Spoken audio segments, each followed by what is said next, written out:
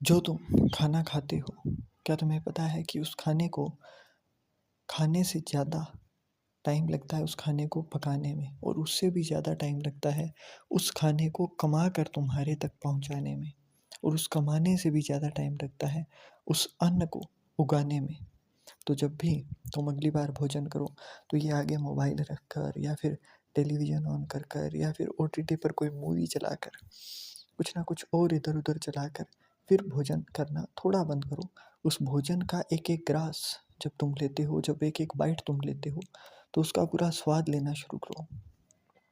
और फिर हर टाइम जब तुम भोजन करो, तो उसके पहले हमेशा ग्रेटिट्यूड देना शुरू करो कि हे ईश्वर, हे अन्न जिसने उगाया है, वो जो कमा कर तुम्हारे तक ला रहा है, तुम्हारे फादर, उन हर पर्सन का जिसने पका कर तुम्हें भोजन तुम्हारी थाली में परोसा है, उस हर एक एक व्यक्ति का जो उस खाने को तुम्हारे तक पहुंचाने में लगा है, उसका हर एक एक पर्सन का धन्यवाद करना सीखो।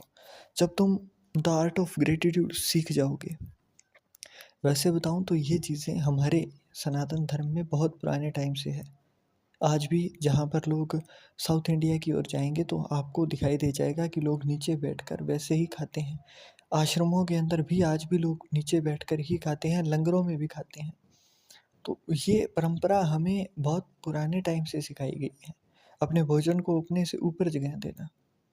हमारे यहाँ नहीं था ये कि हम खड़े होकर खाएं। तो वो भोजन को इज्जत देना हमारा पुराने टाइम से ही था।